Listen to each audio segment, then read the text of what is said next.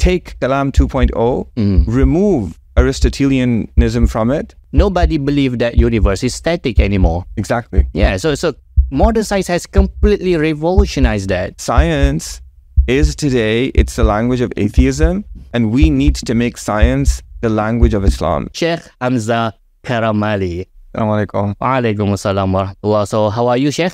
I am very good, very happy to be in Malaysia. Wonderful. Is this your first time in Malaysia? It's my first time, and I had a full experience of Malaysia. I ate durian. You ate durian. Yeah. So how do you find durian?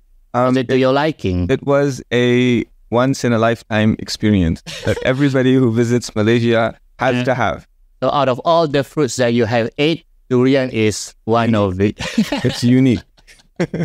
Ya Allah. I won't divulge the secret because then people who come here, they need to have the suspense so that they can have the same experience that I did. Yeah, so it's a must have in Malaysia. Yes.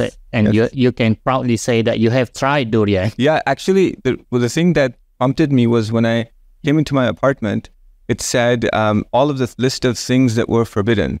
And like no drugs, no this, no that. And on the list was no durian. So I said, what's durian? You know, and so it's a form of drug.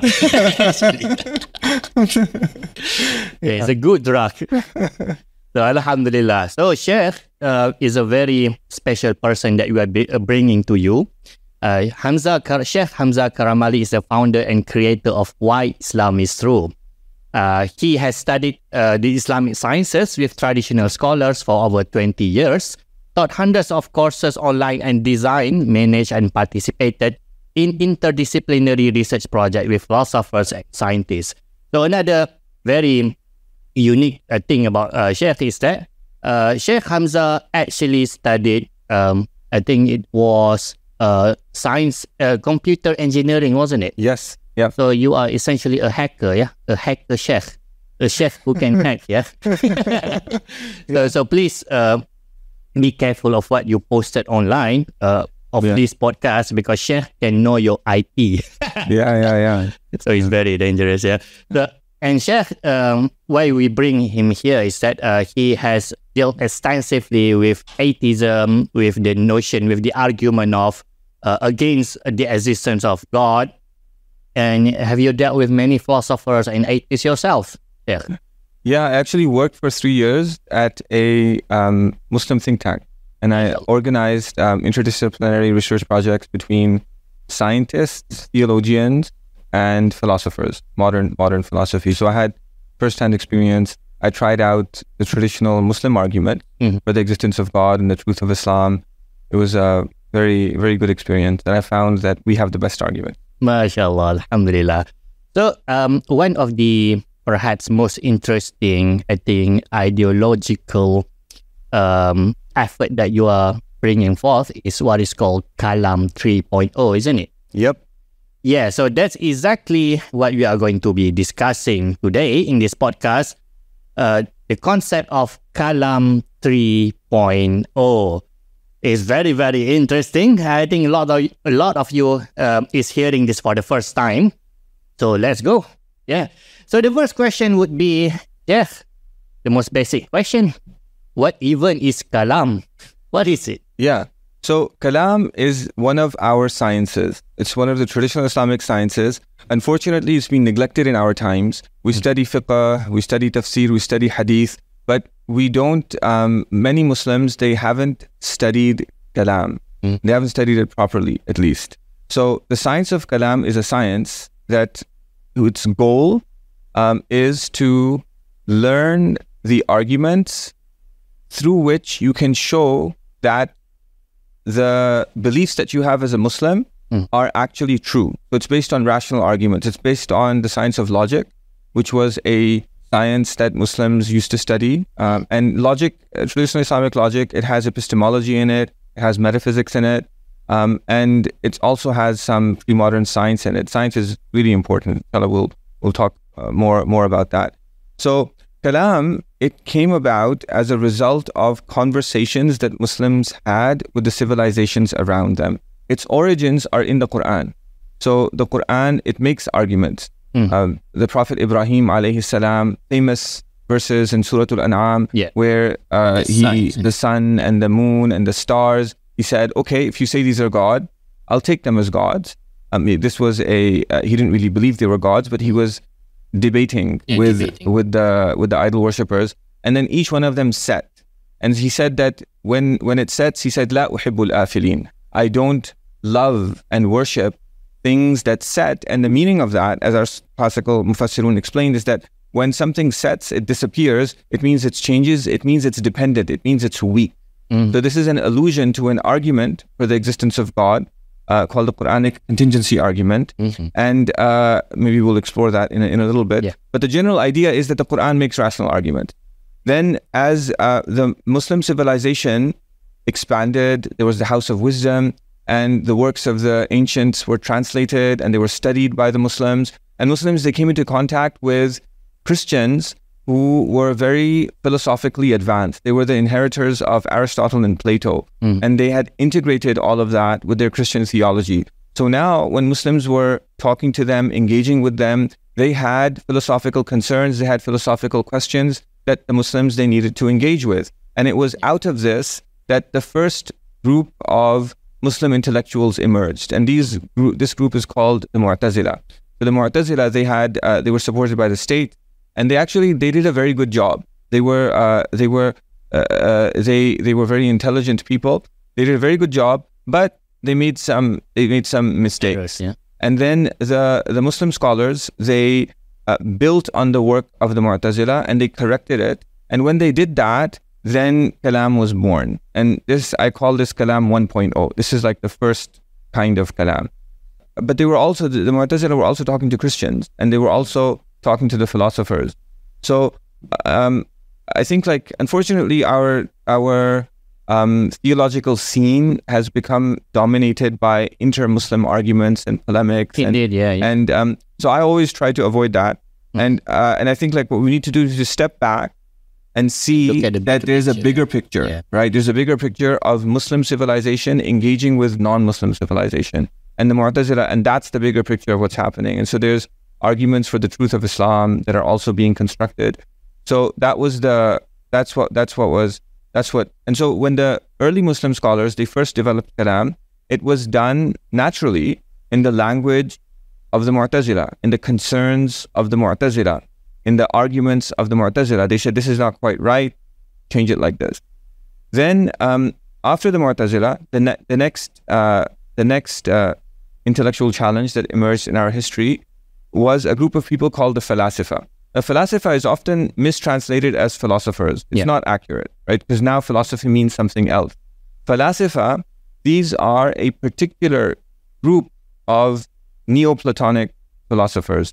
And the most important one among them is Ibn Sina. So Ibn Sina, he was a very intelligent man. He actually has very valuable contributions. We all know him as one of the greatest medical scholars. You know, his books were studied until the 1800s in Europe. But he was also a great philosopher. And what he did was he introduced something new into Neoplatonic philosophy. And it was a Muslim contribution. He changed the way that we looked at the universe. Because Aristotle, he used to look at the universe in terms of something called potentiality and actuality. And so Ibn Sina has a famous essence-existence distinction. And through that distinction, he introduced a different way of looking at the world, which is in terms of contingency and necessity. And that was an articulation of his Muslim background. And so he had some important contributions, but he also had a number of mistakes. So contingency argument, or even the term wajibul wujud, came from him, isn't it? He was in terms of terminology, he was the first main proponent of it. There were earlier Muslims whose work he built on, would also use the term, but famously, he's the one who popularized the term. So Kalam 2.0 would be a response towards this philosopher, the Aristotelian philosopher? Exactly. That's Kalam 2.0. Al-Ghazali? Imam al-Ghazali. Right. So Ghazali, his famous work, Tahafutul Falasifa, the incoherence of the philosophers. this is actually, people don't understand. People think that, that Muslims did what the Christians did. When Christians, they shut down the schools of philosophy. And so there's this period called the Dark Ages in Europe where there was really not much philosophy happening. But that's not what the Muslims did. Muslims didn't shut them down. Muslims engaged them. So Tahafutul Falasifa, the Incoherence of Imam al-Ghazali, is a philosophical work where he does a philosophical critique and correction of Neoplatonic philosophy. And so he actually paved the way for falsafa to become a part of Muslim civilization.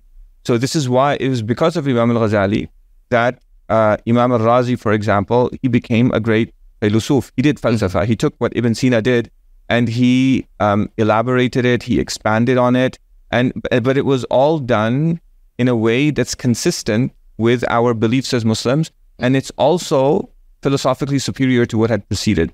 And then this became a part of our Kalam tradition. And Taftazani, one of the great late scholars of Kalam, he famously observed, he said that falsafa and Kalam mixed so completely that if you pick up a book of late Kalam, at first glance, it looks like falsafa throughout. He said, were it not for a section at the end that talks about the afterlife and the Day of Judgment, because Ibn Sina denied those things. Yeah. So this is Kalam 2.0. And this Kalam 2.0, it penetrated all of our Islamic sciences. This is why if you pick up a book of tafsir, when they talk about the seven heavens or they talk about the sun and the moon and the stars, because this is their worldview is a worldview of falsafa, they're going to explain what they see according to what they believe the universe is like. So falsafa, it creeps into tafsir, it creeps into hadith, it creeps into fiqh, it creeps into all of these things. And because that's what the Muslims were engaging with at that time. So we can say that Aristotle was the science of that time. So, I mean, you can ignore the science of that time and just, do about your days. But, what Kalam essentially is we can say it's apologetics in nature. By apologetics, this is perceived as a bad term, but it's actually not, yeah? Apologetics is defending your belief according to the knowledge of that time, perhaps. So is this a correct assessment of what happened back in the days? So what I would say is that Kalam is not a defense, but it's actually an offense. I see. So this is based on the idea that when the Messenger of Allah sallallahu alaihi wasallam, when he called people to Islam, then he gave them reasons why they should become Muslim. He was on the front foot and other people were on the back foot. So in the Quran, the Prophet is giving arguments to the idol worshippers, and the idol worshippers, they don't have any arguments. And they're saying, well, I don't know what to say, but this is what our ancestors did. Yes. Right? And so we just follow the way of our ancestors. And the Quran says, أَفَلَا تَعْقِلُونَ? Won't you use your mind? So Kalam is a historical, cultural, contextual expression of that prophetic argument and ethos at various times in history. So there is throughout all of these expressions, there is something that's identical, that doesn't change, because the Prophet taught this, and Allah subhanahu wa ta'ala taught this. And then, but then there's an aspect of it that will change.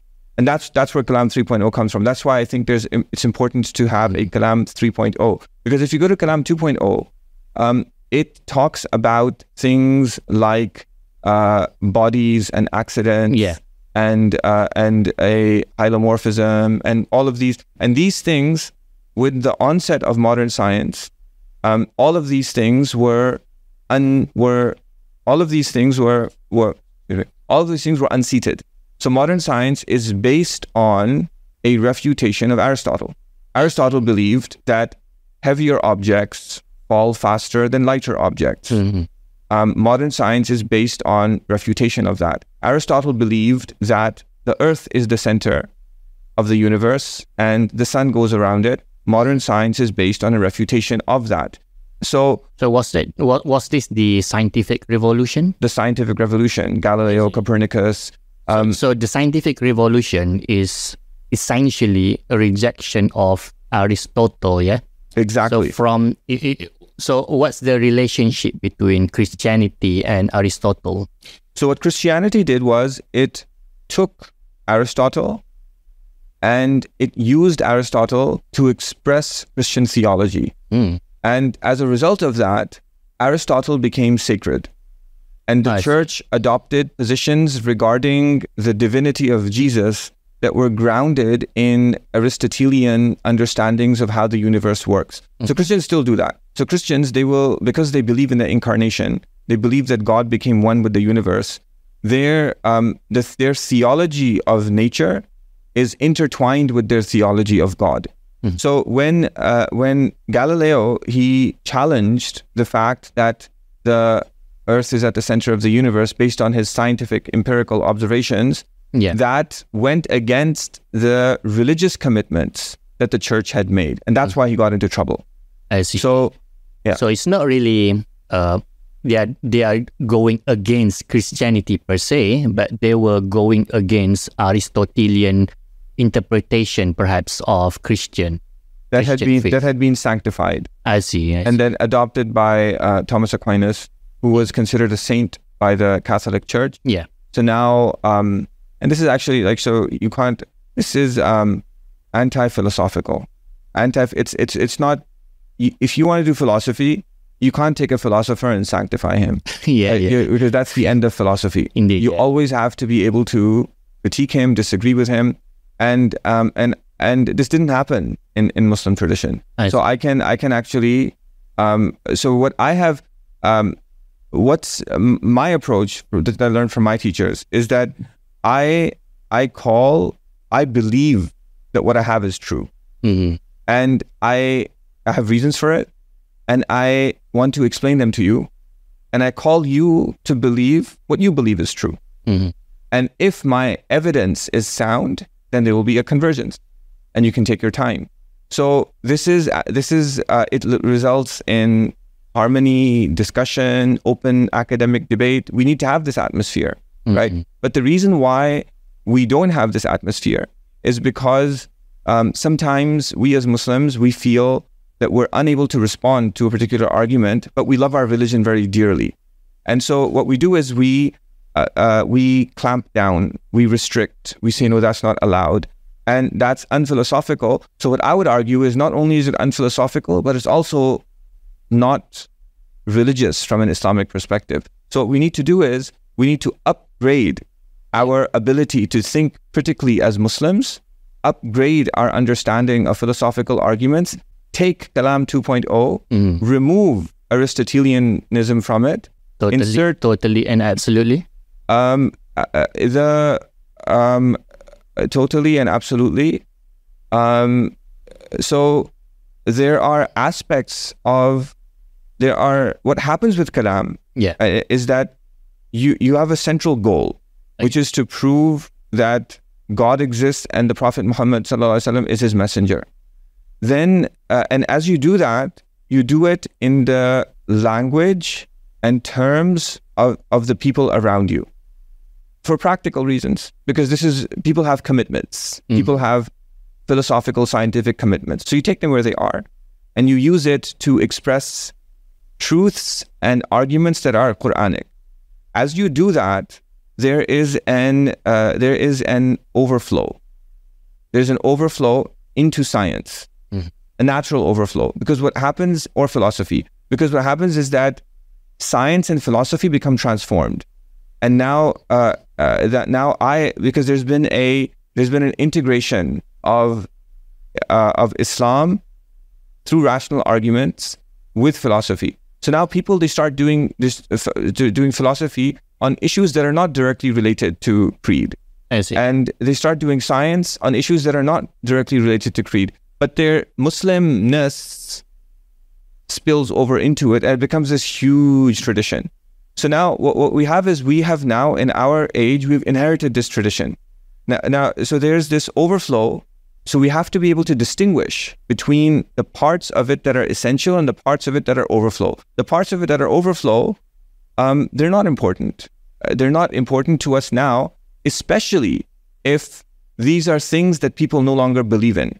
So we have to take away the overflow, keep the thread for two reasons. A, it's Quranic, but B, actually on purely philosophical grounds, just as Imam al-Ghazali believed, it's actually correct. And then you take the language of modern science and you speak in that language, and it has a particular way that it will naturally look. So and that's Kalam 3.0. Let's ground that a little bit. So, I mean, hundreds of years ago, I think even in 500 years ago, perhaps, even until now, in some parts of the world, Aristotle was science, essentially, yeah? Exactly. Yeah, so... He was the university. Yeah, he was the university. Science was Aristotle. But nowadays, if you are to pursue for PhD in physics or even chemistry or whatever science, like Sheikh in Masters of Computer Engineering, Yeah. So we do not at all learn about Aristotle. Not at all. It's absolutely gone. I mean, if you bring in Aristotle into the lab, you would be kicked out, perhaps. So it's absolutely and completely gone. Very, very different from what was, perhaps we would say, the worldview of the world, of a university of knowledge 500 years ago. So if we are to employ, for example, Aristotelianism into Kalam or the discussion about creed, when nobody is believing in that or even talking about the Aristotelian stuffs, I mean that's where Kalam 3.0 would come in, I think. Yes. So there's two aspects, just to add a little bit on what you say. One is that Aristotelianism has gone out of fashion. Yeah. That's one. But there is a scientific critique of Aristotelianism which happened and is correct. This is my position. There's others who might disagree, but my position is that the mainstream scientific critique of Aristotle happened, and it's true and it's correct, and I agree with it. And what is that critique? The critique is that Aristotle, the way that he did science was he looked at the essential natures of things. And from the essential natures of things, he tried to work out how they would behave. And what modern science says, that's not the right way. What you need to do is you need to observe. And so essential natures got in the way of empirical observation.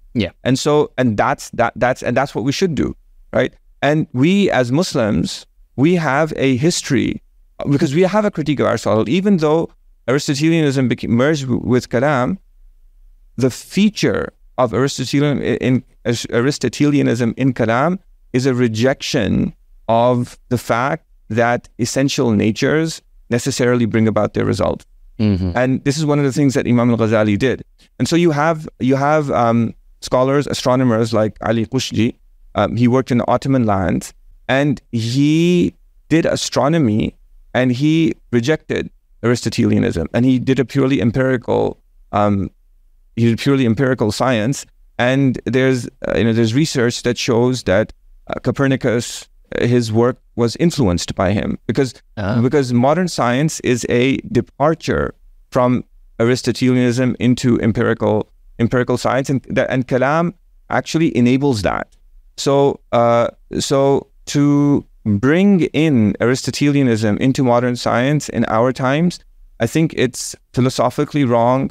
It's theologically unneeded, because and it's just it's not it's not something that will be widely accepted. Indeed, yeah. So let's talk about Kalam 3.0, more specifically. So what's the practical manifestation of Kalam 3.0, perhaps in contrast with the previous versions? So because it is now in direct response towards the worldview of the day, which is modern science. Exactly. So how would it look like, Kalam 3.0? So Kalam 3.0, before I wrote my book on Kalam 3.0, I've written another book. It's called Why Islam is True. Because what I did was I didn't start in the ivory tower. I started in a very practical way with high school students. And so I asked the question that what is it that is leading to this phenomenon of atheism amongst Muslim youth? I looked into it. I found science has a lot to do with it. So I developed a course called Why Islam is True that has a book. There's an online course. And I've trained hundreds of teachers and thousands of people have taken the course. It's in schools. Imams are learning it.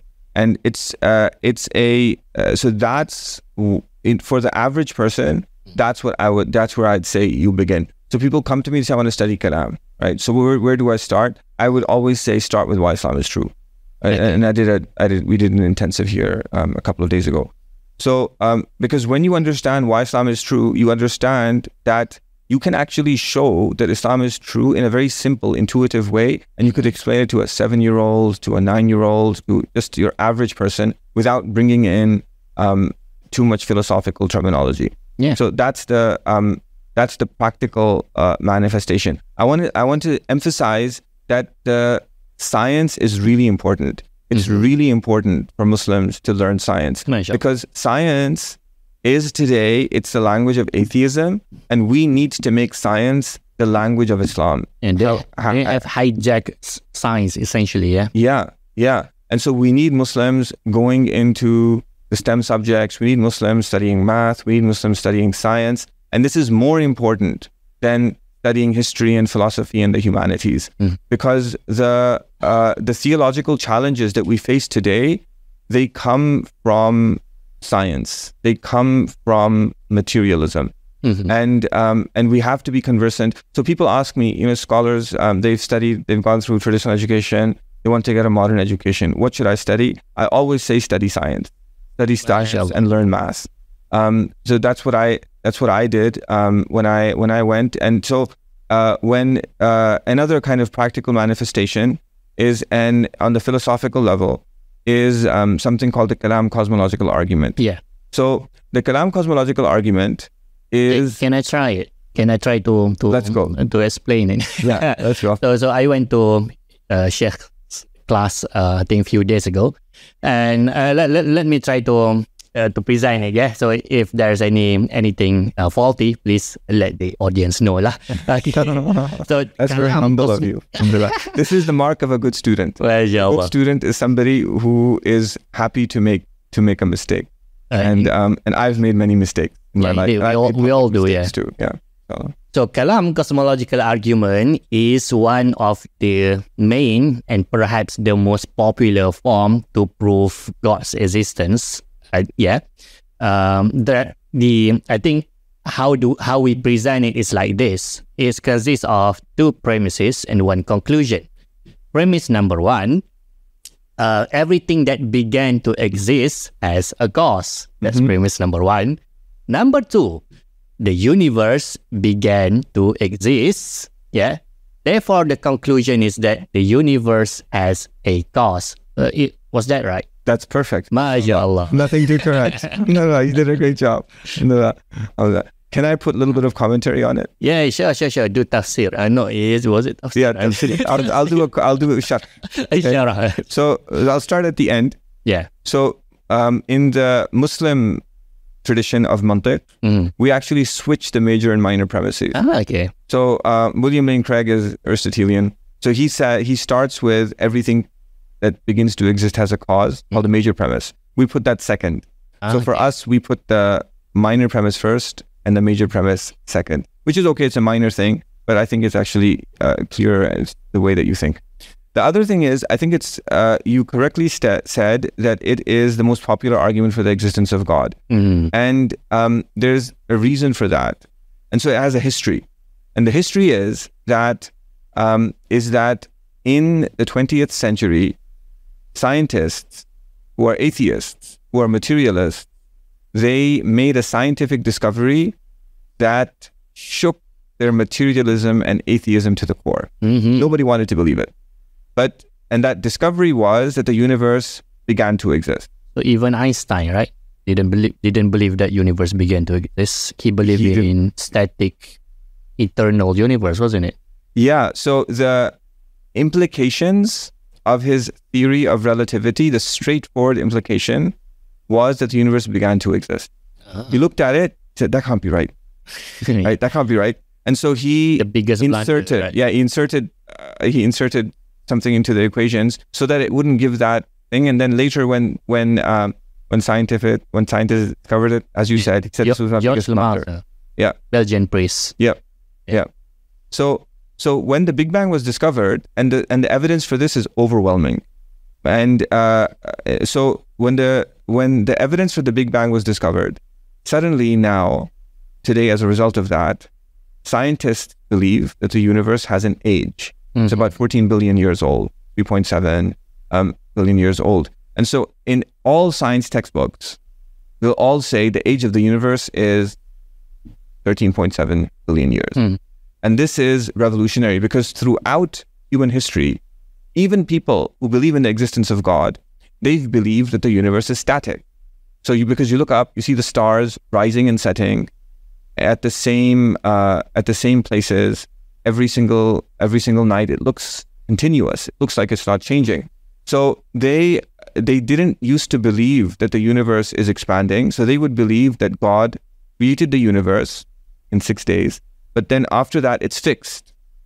So now what we believe is that the universe is continuously expanding. It's a dynamic universe, and this expansion is such, it's not just at the edges, but it's actually every 2 points in space, at every moment in time, there's new space that is being created in between them. So you actually see creation happening before your eyes at every single, So this was very, very interesting because, I mean, even when we take Kalam cosmological argument, premise number 1 in Islamic version, So the biggest challenge was to prove that the universe began to exist, wasn't it? Yes. So it was the biggest challenge of cosmological argument, and we had the classical schemes of, for example, Jauhar and Arad, because the philosopher, they didn't believe that the universe began to exist. So they have this weird conception of, static God, divine simplicity, and so on and so forth. So we can say that modern science has helped theology, for example, has helped the argument. Modern science has so nowadays nobody believes that universe is static anymore. Exactly. Yeah. So modern science has completely revolutionized that. So perhaps we ought to do some da'wah to make people realize that with this concomitant, that you believe that universe began to exist, then you can lead to God, essentially, Absolutely. So what I do in Why Islam is True, which is for the average, educated, intelligent person, in the Kalam cosmological argument, I don't use the traditional Muslim philosophical argument for the beginning of the universe, because now it's so simple. Everybody believes it. Big Bang. And so you need to learn the scientific evidence. So now it's part of being a Muslim theologian to know yourself with science. Understand the math and be able to articulate and engage with people on the evidence for the Big Bang, and not just science but also math, because the thing about the way that we came here was that we're talking about contemporary manifestations. So the William Lane Craig, who's a Christian theologian, it's so unfortunate that the person who introduced our argument into modern philosophy was a Christian and not a Muslim. And because this argument historically was only made by the Muslims. Indeed, right. Thomas Aquinas did not believe that the universe, you could prove that the universe began to exist philosophically. Moses Maimonides, the main Jewish theologian who studied in the Muslim world, also did not believe. So the argument for the existence of God from the beginning of the universe is a uniquely Muslim argument, and that's why Craig, as a Christian, that's why he named it the Kalam cosmological argument for the existence of God, because nobody made philosophical arguments for the beginning of the universe except Muslims. So when he introduced it in 1979 into modern philosophy, because of the evidence for the Big Bang, because everybody is making these things, it was a big thing, and it became the most widely talked about argument. But then it's very fascinating as Muslims to study this, because when you look at where the philosophical discussions have gone, they've gone to the evidence for the Big Bang, which is scientific, mathematical, and they've gone to the philosophy of mathematics, theories of infinity. And that's also important for people to study. So I feel blessed that I had the opportunity to study science, to study the theory of computation, to study linear algebra, to study set theory, understand all of these, because it's only through that as a theologian, I can understand and engage with these kinds of things. So theologians need to study science now in order to do theology. So all these asatiza and ustaz, religious graduates, they need to update themselves. We need to update ourselves with science. Essentially, we cannot anymore to demarcate between science and religion. So even when doing aqidah, theology, science is very, very helpful, as you can see from the discussion. So just to kind of add to that, I think that that everybody plays an important role. So our asatiza, they are playing an important role. They're doing things. And also people who are involved in science, Muslims, scientists, are playing an important role. And so what we need to do is we need to foster an environment where we can bring everybody together and everybody learns from each other and everybody grows. And that's how, that's the renaissance of Islamic civilization that we live in. And that's the area that I work in. I work with ulama.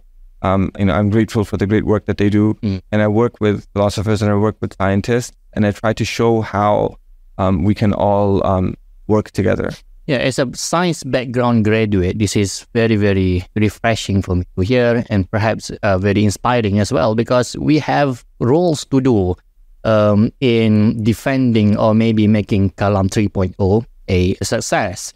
But now, let's go towards perhaps a little bit a sour flavored discussion that we have seen, because we've spoken about how a Christian philosopher by the name of William Lane Craig has essentially, I'm not sure whether hijack is the right word, but maybe he borrowed, at the minimum he borrowed Muslim classical arguments, and he introduced it to the people, to the world. But not just that, actually. We can say that a lot of arguments against materialism or atheism, scientism, for example, against evolution, the Muslims would borrow nowadays from our Christian counterpart. Yeah. For example, argument from design, William Paley, teleological arguments, intelligent design against evolution. These are all borrowed from the Christian civilization. Even Harun Yahya, So Harun Yahya, a lot of things to be said about this guy, but we can say that in his book, Arguments Against Evolution, actually he just borrowed from the Christian argument, the creationist argument, So what is your response towards this? And should we, as Muslim, borrow their arguments, perhaps, or do we need to do some modification or complete revamp of their intellectual heritage, perhaps? Yeah, so I think like we Muslims are in response mode. We're in response mode. We are right now, we're feeling like there's an onslaught and we don't know how to respond. And so we read this book by a philosopher, or read this book by a Christian, and we try to gather information and cobble it together and give it in Islamic language, and then just make it like an Islamic response. But it's not original. It's not new, and it's not Islamic.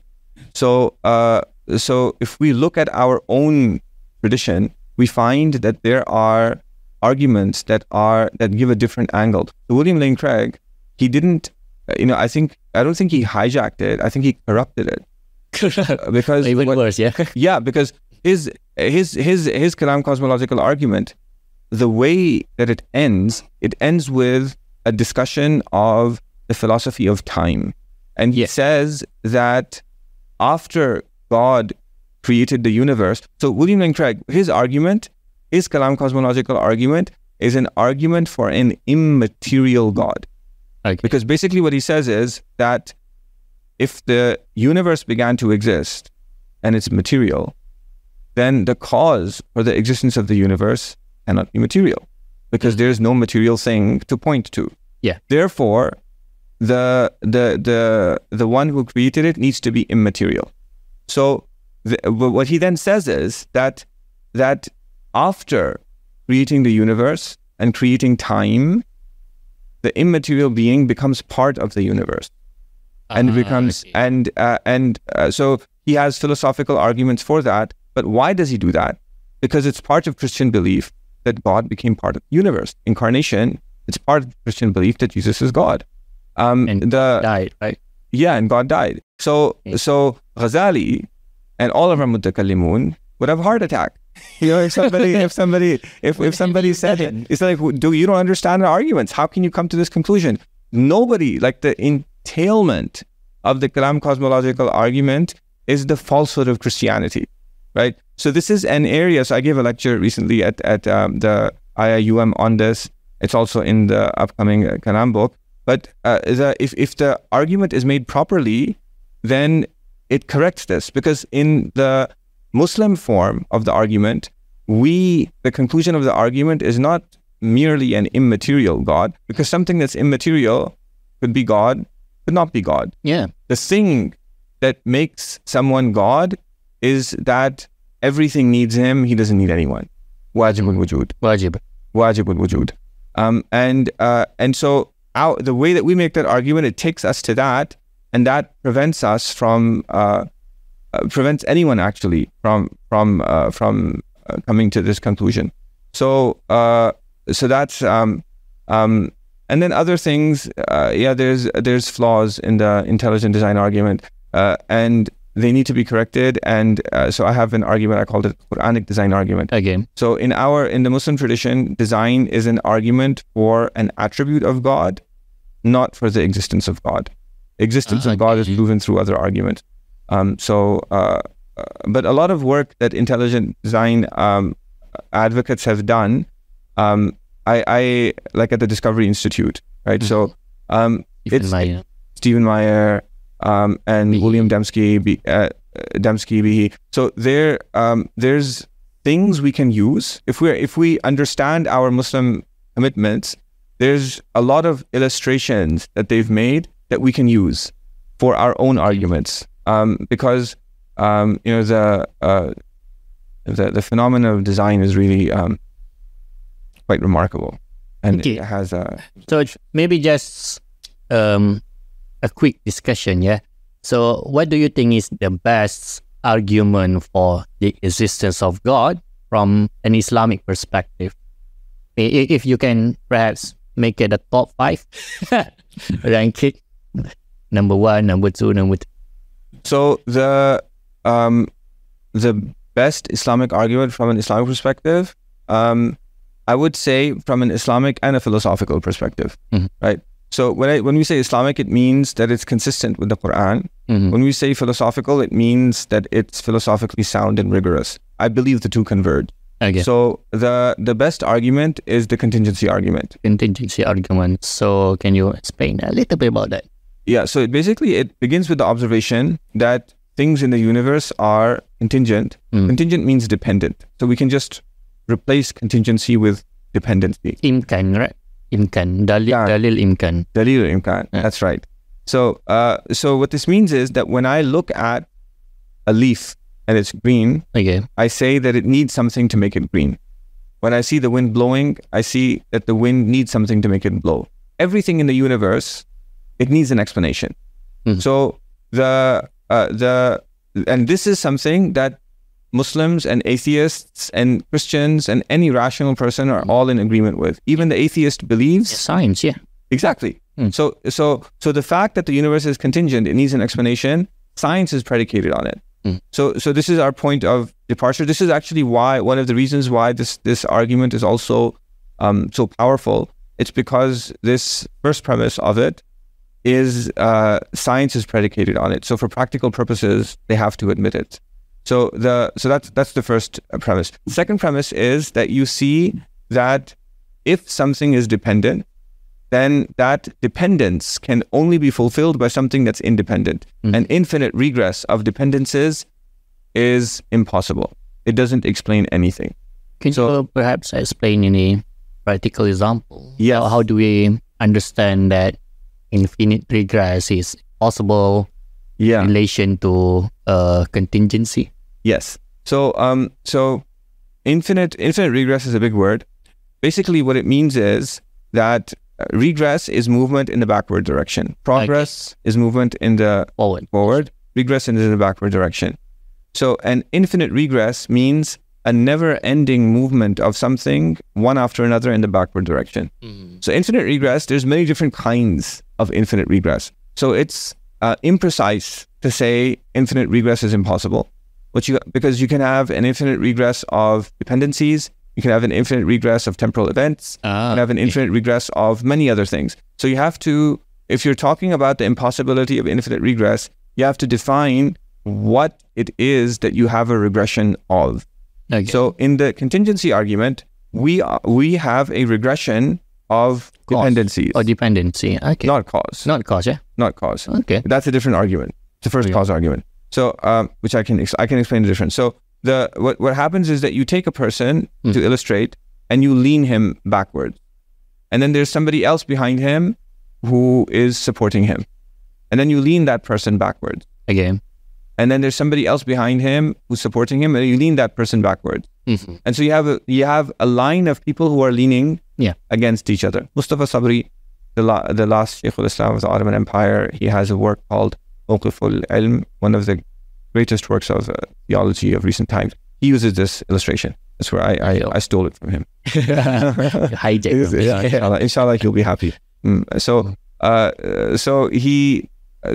if you have a line of people who are leaning on each other, then and there's nobody to hold them up, then they're going to fall. Okay. They're not going to be. So what this shows is that if A depends on B and B depends on C, then the thing in the middle is not doing anything. A just depends on C. Okay. Yeah. But if C depends on D, then B and C are not doing anything. A just depends on D. And you keep on going. As you kind of extrapolate it, all of your students are your audience, I've heard, is mashallah very good in science and very good in math.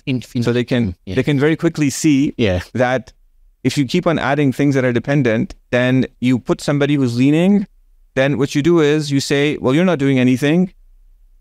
What's the next person doing? Yeah. And if he's leaning, you say, okay, what's the next? So if you have a never-ending series of dependencies, they don't explain anything. And this is what science does. Science, it explains things in the universe with other things in the universe, and it keeps on going.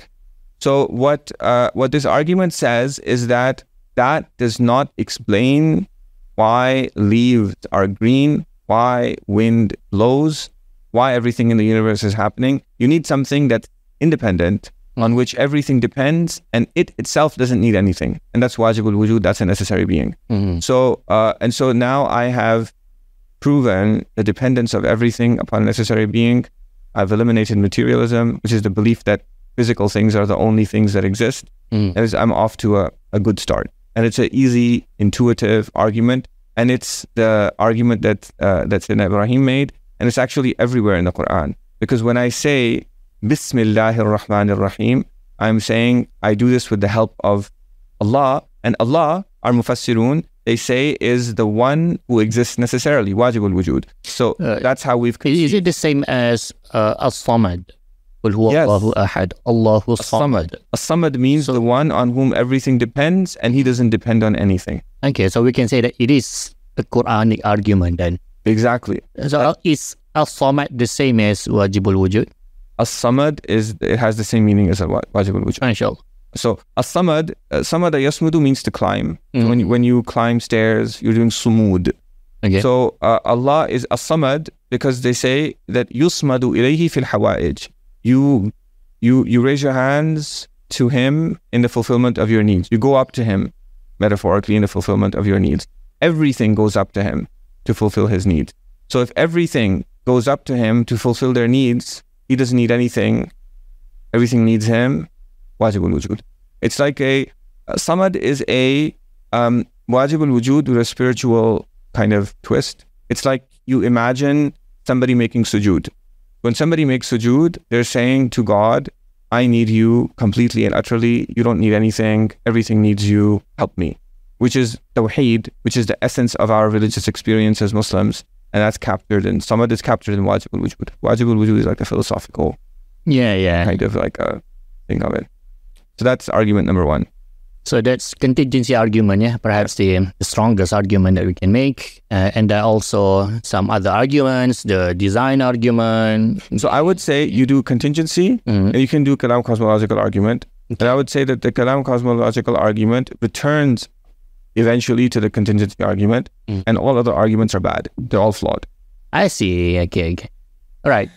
So there are then ways to extend the contingency argument into believing that there is God, right? So because a necessary being, wajibul wujud, it does not entail necessarily that it is God with attributes, right? Exactly. Yeah, and then we can prove from that the truthfulness of the prophet.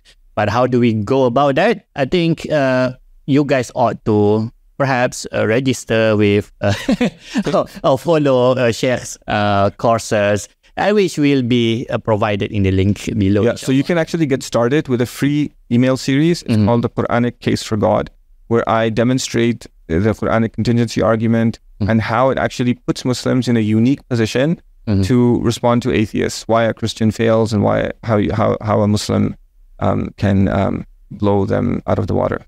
So so you can, inshallah, that'll be in the description, and it's based on what I consider to be the most important course that I've taught on why Islam is true. Check that out. So there are a systematic way of proving Islam is true from these arguments, but we are not going to explore all of them in this podcast. It's already very long. So I applaud you for even listening to this extent. But we are perhaps going to talk a little bit more, perhaps, of an awkward topic, which is, the sectarian division, the intra-Sunni, perhaps, debates that's going, that we can see all over the internet. For example, in Malaysia, it's always this group, this Muslim group fighting against this Muslim group, which is not good, essentially, for the development of the Muslim Ummah. But perhaps we can see that this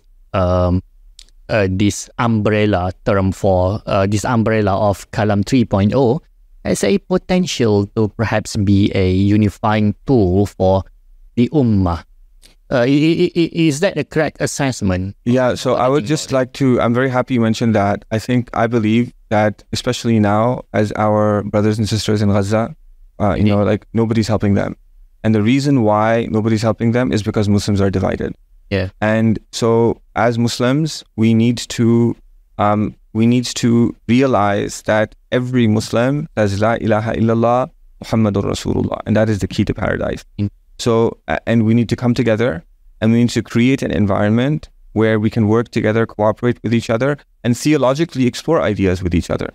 And so, so somebody might disagree with me, but we can still, if I can sit with a non-Muslim, and explore a concept about the existence of God and truth of Islam, and leave with him retaining his position and me retaining mine and having friendly relations, then with greater right, I should be able to do that with a Muslim.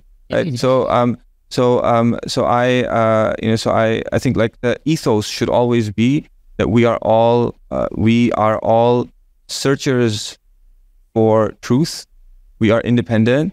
We come to our own realizations, and we look around, and we see where the arguments point to, and we learn and we grow, and we maintain our unity as Muslims. Yeah, perhaps to go a little bit deeper on that. What I can see from my own personal reading of this of this discussion is that the nature of bickering or the nature of disagreement within the Muslim Ummah has, in terms of theology, aqidah, has got to do with debating about the attributes of God here and there, which we essentially, ultimately, we do not know because it's outside of our knowledge, except for what he told us, what's in the Quran and Sunnah. But the current stream, the current status quo of things is that people are not even debating about the attributes of God.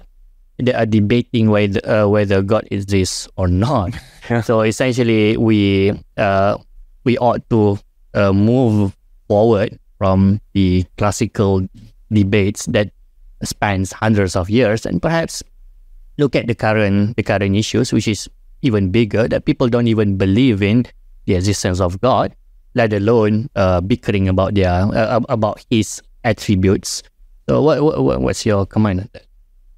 Yeah, I mean, so I think that's an accurate statement that we have bigger concerns, and this is a way for us to all come together, and then we can move forward in a civil way after that, to discuss other theological issues as well, and everyone could come and follow the position that they believe to be true, and I think I like the approach that I learned from my teachers, which is that I believe what I have is true. I want to share the reasons with you, and I encourage you to believe what you believe is true. And if my arguments are sound, then there will be a convergence. And if there's something that you have, I'll learn from you. Alhamdulillah, we have come to the end of the podcast. And again, this podcast is presented and sponsored by KL Podcast Studio. So if you guys want to do podcast yourself, is very, very popular nowadays. And you guys are having massive headaches on the setups, what to buy, which camera to get. So you can just, use the service provided by KL Podcast Studio. It's very, very easy and very actually competitive as well in terms of its rate. So it's very, very recommended. So again, KL Podcast Studio, thank you very much. So I think in conclusion, we can say that it has been a very, very fruitful discussion with our esteemed Sheikh over here. So again, welcome to Malaysia. And when are you going back? Perhaps is it in just a few days? I think there's just under a week left. Just under a week. And I will have my sad departure from. MashaAllah. Please do come people, again. Yeah. Inshallah, I would love to. Inshallah, I love Malaysia. I love the people of Malaysia. MashaAllah. But it's not going to be the end of our engagement with Sheikh, hopefully. So we can always find Sheikh online. So he has been doing a lot of podcasts, a lot of online content as well. And his own website, perhaps, Basira Education. Check out whyislamistrue.com. Why Islam? That's where it starts. And you can check out my personal social media channels. Hamza. Yeah, so if you do have any question, if you want to pursue on this KALAM 3.0 more, perhaps you want to learn more, so do check out the links provided. So Alhamdulillah, inshallah, this is the end of the podcast. I hope you all benefit from this, and we hope to see you soon, inshallah. Assalamu alaikum.